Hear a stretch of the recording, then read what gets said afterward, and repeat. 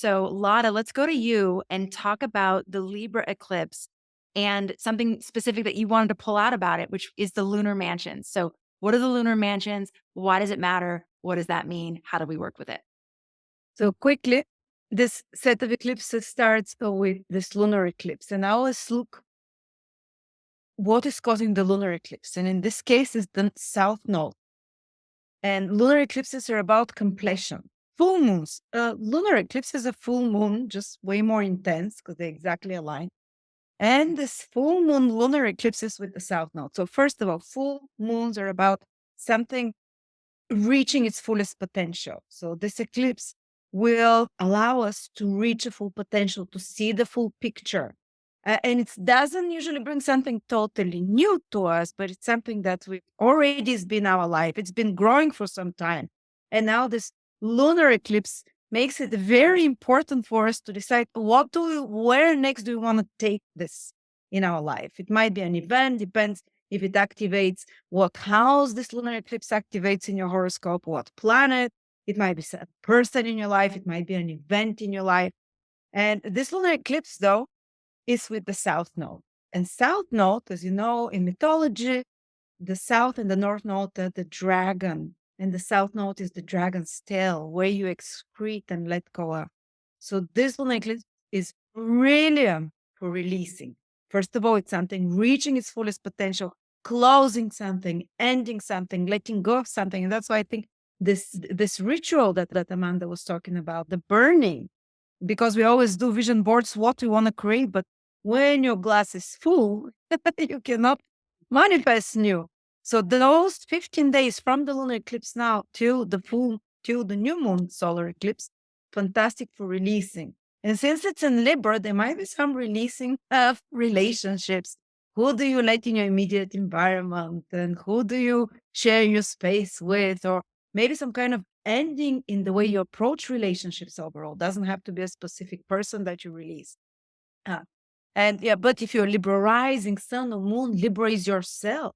Or if you have your ascendant ruler there, for example, in Libra, near the eclipse at around 5 degrees in Libra, I give it 3 degrees arc, guys. So maybe you'd feel it if you're from 2 degrees till 7, 8 degrees. It will be life changing, but you're getting rid of some burden. You're freeing yourself from it. And the most important thing that I wanted to talk about is that this eclipse falls on the fixed star called Zania. Zania is a star that represents an extremely beautiful woman, but the woman who was fallen, a woman who had sold her soul, let's say, to the devil for immediate temporary pleasures, immediate temporary results. And eventually, this woman is purified because this is a star in the wing of the angel, the Virgin, even though it's in tropical Libra. Behind there is a constellation. It's always good to see what it is. So it's a process of purification from being muddied, dirtied. She was called the Harlot star, the adulterous star. She was extremely beautiful, but her beauty put her in some trouble because she chose the easy way out. So this eclipse for me is for you to look at yourself and ask, where am I selling myself short? Where am I allowing maybe for something that is not part of my path, but gives me immediate results? It might be a job, it might be a relationship, or out of fear, because harlots, adulteress, I'm not saying I don't want to put negative connotations. These are ancient terms for the star, but it's kind of a prostitution energy around this. So where are you prostituting yourself? Why are you allowing someone to take advantage of you? Or are you taking advantage of someone as well? Are you selling yourself short of something? So there's this purification of the soul that you can do that, especially through relationships, through contracts, Libra rules contract, Libra rules interactions with others, that you can let go of the toxic or adulterated part and keep just the good ones. And also, if you're pleasing someone, it's again selling yourself. You're trying to please someone. You're not going to your north node where the other eclipse is happening, which is what it's the self areas. It's your self identity. It's your own personal needs. So I think this is a perfect time to release some of those more adulterated influences the ones that are making us feel like we're selling ourselves short, we're selling our soul, we're betraying our soul in that way. And Hmm. vacation, absolutely. For my 5 minutes are out. No, no, no, Lada, this is so good. It's so good. Lori asked a really great question, and I think Lori's question is, how do I do what is right and not what is easy? Childhood learned patterns in my relationships. So this is very good question because Libra is ruled by Venus. And here this eclipse is telling us, don't choose the easy way now, the one that is comfortable, because it's the South Node. I'm not saying South Node is negative, but if you want the fastest evolutionary spiritual growth, we know that the North Node helps with that. And it's with the other eclipse in Aries. Aries is ruled by Mars, get out of your comfort zone.